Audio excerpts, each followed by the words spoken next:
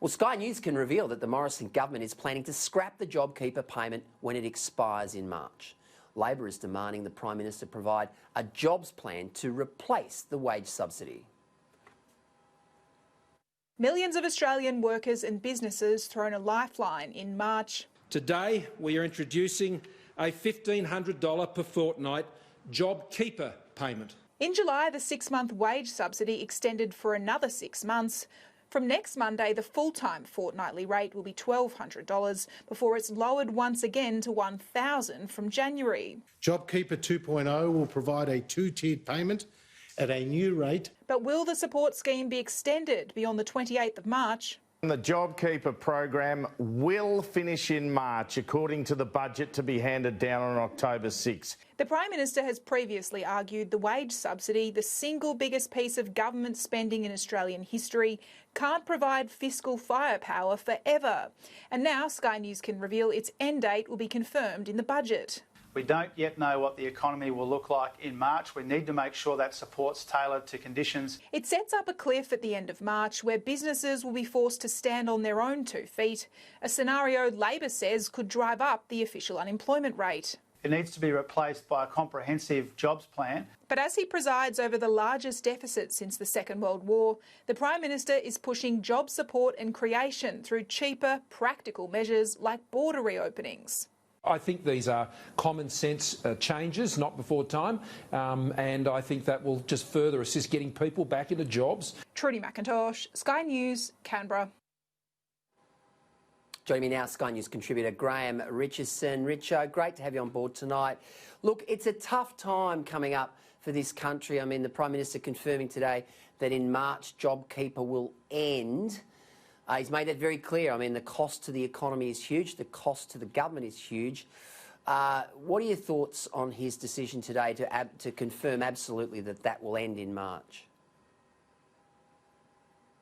I'd say that, along with Sir Humphrey, I'd consider it a courageous decision. I think to try and forecast exactly where we're going to be in a few months' time is pretty hazardous kind of performance. I think you need to sit back and watch this carefully as it evolves. You don't just say, well, we'll cut it all off on such and such a date and hope that you'll be okay. And that seems to me to be what we're doing now.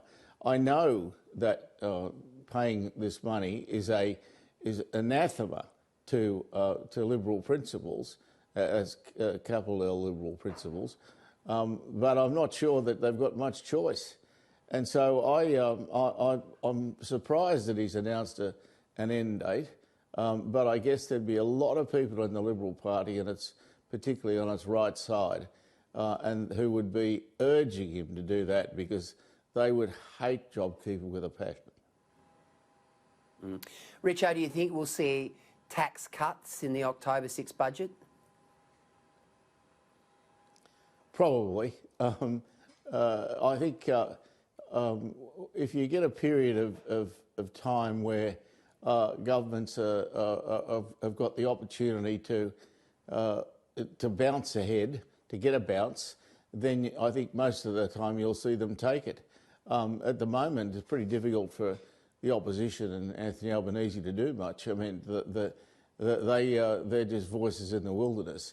This is just one of those periods of time when incumbency has all the virtue and those on the out are just nothing.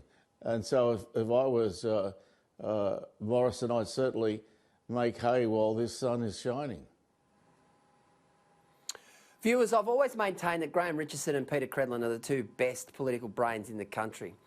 Now, Richo has been saying for months, don't write Daniel Andrews off.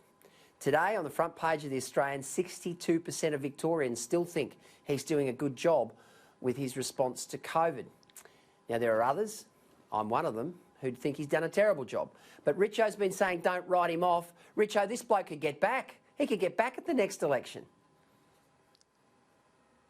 Oh, well, I've said that all along. I'm not prepared to say that Daniel Andrews is finished. He may not have had his finest hours in recent weeks, but Victorians have shown again and again how much they like him. And if anyone can talk himself out of trouble, it'll be him. I think he does that very, very well. And so I think those who've written him off have moved far too quickly. I think I'm not saying he'll win, but I'm saying he's certainly in with a bloody good show. Well, you certainly believe that Annastacia Palaszczuk will win. Today she's announced that 5 northern New South Wales shires, Ballina, Byron, Tweed and so on, will be opened up to Queenslanders, that the border bubble will be extended from October 1. Now, we're about 6 weeks out, 5.5 weeks out from this election, a crucial election. The polling for her is pretty good. I mean, again, I think she's at 68% of people in Queensland say she's doing a good job. How do you think the election's shaping up on October 31 here in Queensland? I don't think Palaszczuk will be beaten. I think Palaszczuk's looked like a winner all the way. She's announced the election to suit her timing, as incumbents do, and I would have thought she's well in front, and she'll have to make some sort of mistake, some sort of big gaffe to allow Frecklington any hope whatsoever. But I don't think that's going to happen. I think she's shown over quite a period of time that she knows exactly how to do things, that she knows Queensland and Queenslanders. She knows how to talk to them, she knows their language, she knows them, and I think they like her for that. Richo, we spoke last week about John Barilaro, who was under pressure with the Blues, with the koalas and the mapping and so forth. Well, since then, of course, he's stepped down and taken 4 weeks of essentially mental health leave, and he's also had one of his rogue MPs up there around Port Macquarie who's decided to step down from the Nats. What's the future for John Barilaro in New South Wales politics?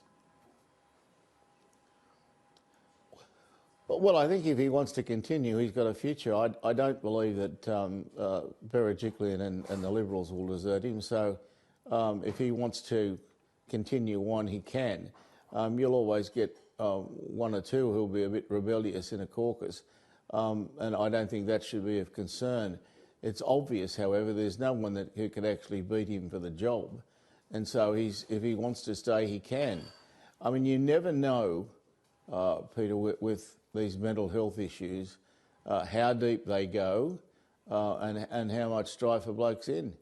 But obviously, I'm glad that he's been prepared to acknowledge the problem and talk about it, because I think far too often in our society it's seen as some kind of stigma, and so everyone wants to hide it.